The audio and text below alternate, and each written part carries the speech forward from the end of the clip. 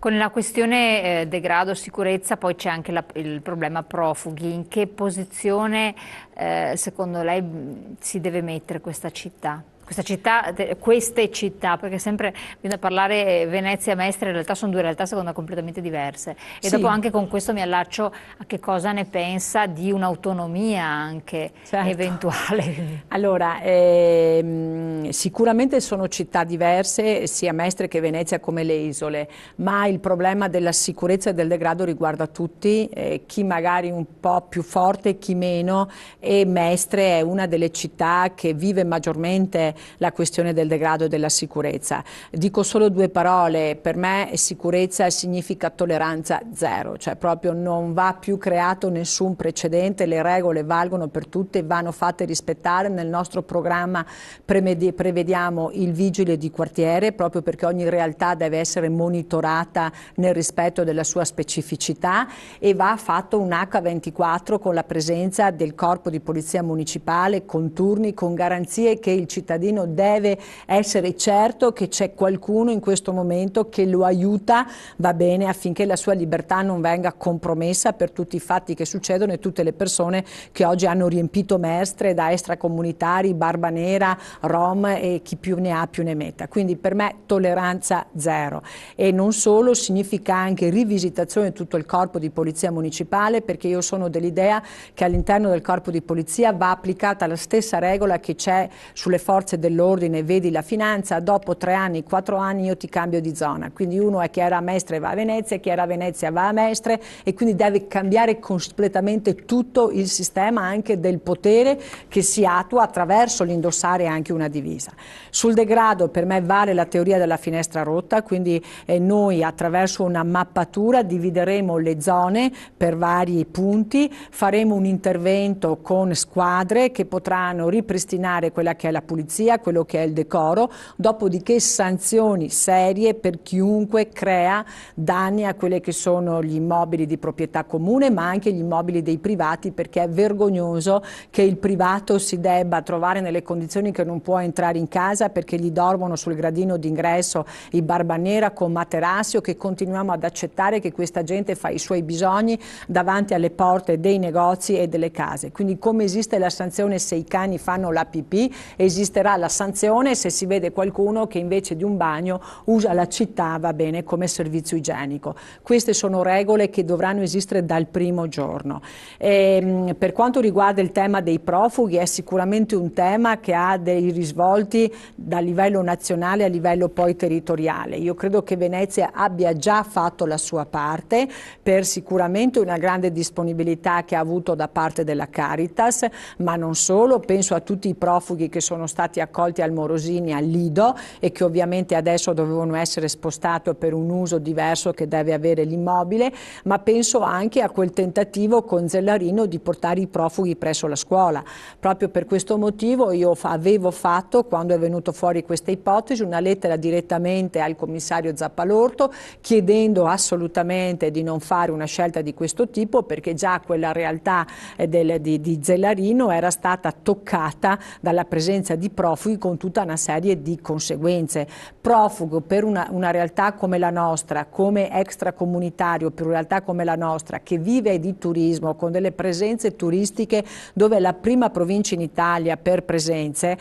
non va trascurato che noi abbiamo avuto dei turisti, ad esempio a Mestre, in un hotel, che se ne sono andati perché erano invasi, va bene, tormentati ogni 2 minuti da questo assedio di extracomunitari e di Barba Nera. Quindi io credo che noi dobbiamo anche difendere, oltre ad una nostra sicurezza, una nostra economia che oggi ci viene compromessa, come può essere nelle spiagge, voglio dire, no? Gli abusivi che vendono merce contraffatta e che disturbano il turista che si sta prendendo il sole. Qua è la stessa cosa, l'extracomunitario, l'abusivo comunque disturba costantemente non solo il cittadino ma anche il turista, e quindi compromette quello che è il loro spazio spazio, voglio dire, no, di libertà. Perché abbiamo diversi temi da trattare. Quello che le chiedo, ma Venezia, appunto per le sue peculiarità, l'abbiamo accennato più volte, con le isole, e Mestre, e Porto Marghera, e tutte queste aree limitrofe,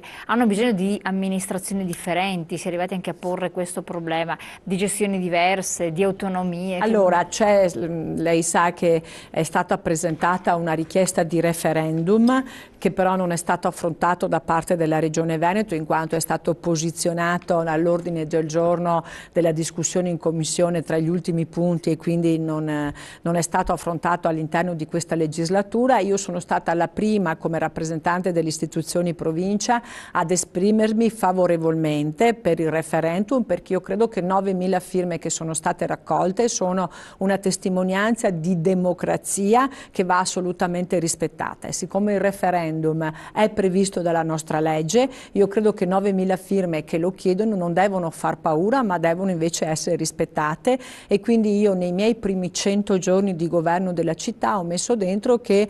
mi adopererò per far approvare la richiesta di referendum, perché siano i cittadini di Mestre e di Venezia ad esprimersi, e che non sia invece l'istituzione che si impone con i cittadini per quindi paura. Gestione anche separata. Quindi, eventualmente. Questo è quello che decideranno i cittadini, se vogliono dividersi, come avvenne allora con Cavallino, che si staccò da Venezia, se Mestre intende staccarsi da Venezia e viceversa. Io comunque credo che oggi il territorio è gestito attraverso le municipalità, che ce ne sono 6 in tutto il territorio, e quindi noi nel nostro programma ad esempio prevediamo di dover riconoscere che se le municipalità rimangono così non servono assolutamente niente, sono solo uno spreco di denaro pubblico, perché i soggetti nominati nelle municipalità vengono pagati come amministratori, ma non li posso definire tali perché non hanno nessuna autonomia decisionale e nemmeno autonomia di budget, e quindi secondo me le municipalità, penso ad esempio Chirignago ha 39.200 abitanti, voglio dire,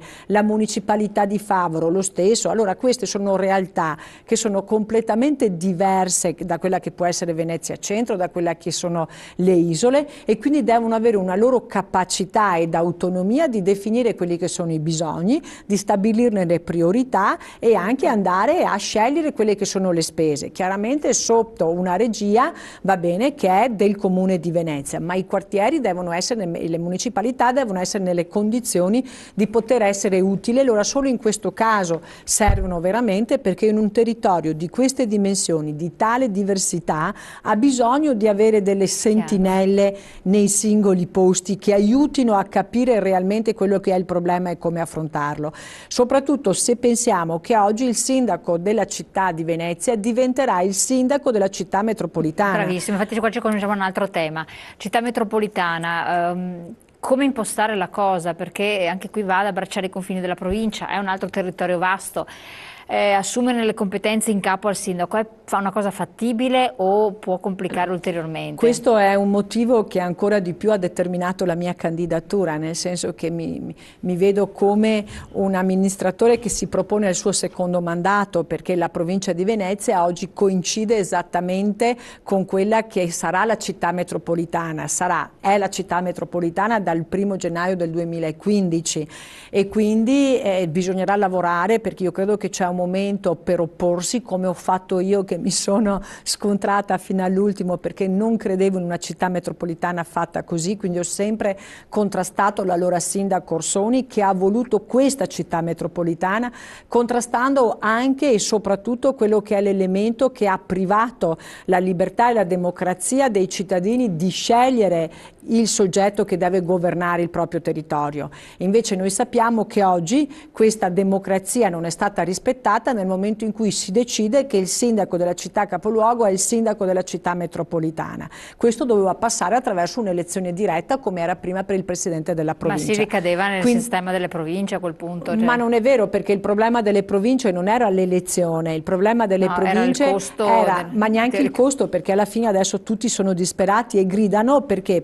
hanno scoperto che questa operazione non ha portato assolutamente niente a livello di casse nazionali, anzi abbiamo una situazione dove si era pure promesso che non si sarebbe lasciato a casa nessuno, invece solo la provincia di Venezia ha messo in mobilità 160 persone all'interno della provincia, pure diventando città metropolitana. Quindi 160 persone. Quindi voglio dire, anche queste cose non sono state dette allora, oggi vengono fuori come problemi, come viene fuori il problema di una città metropolitana che oggi ha bisogno di uno statuto, ma non dobbiamo credere che nello statuto ci starà tutto quelle che saranno le competenze e le deleghe che avrà la città metropolitana. Quindi perché la città metropolitana funzioni, no, come nuovo sistema, nuovo soggetto istituzionale, ha bisogno di avere delle deleghe a 360 gradi, cosa che non è avvenuta. Quindi se non avviene, perché chi dovrà decidere in merito sarà la Regione, e la Regione Veneto dobbiamo ricordare che è stato l'ente che ha fatto ricorso contro la città metropolitana,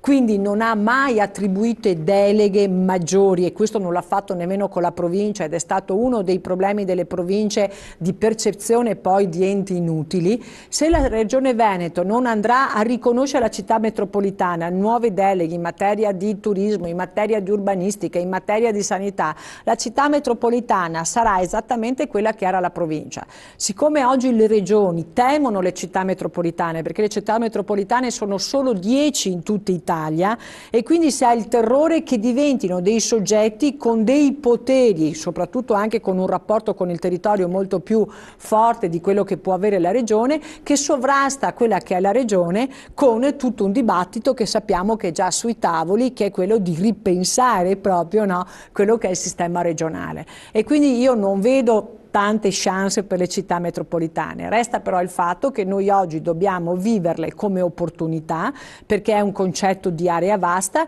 che deve portare a vedere quelli che sono i servizi che caratterizzano questo territorio. Pensiamo alla provincia di Venezia, a vedere che cos'è che lega il territorio, quindi l'elemento dell'acqua, l'elemento del turismo, l'elemento della mobilità. Ecco, questi elementi vanno visti in un concetto di area vasta che rafforza quella che invece potrebbe essere la problematica oggi, no, di poter affrontare a livello di campanili tanti temi che invece vanno oltre il confine del proprio comune. Chiarissimo. Abbiamo la pubblicità, l'aspetto della mobilità è importantissimo, e quindi coinvolgiamo anche le isole, certo, che sono un'altra realtà. Lo facciamo subito dopo, quindi restate con noi.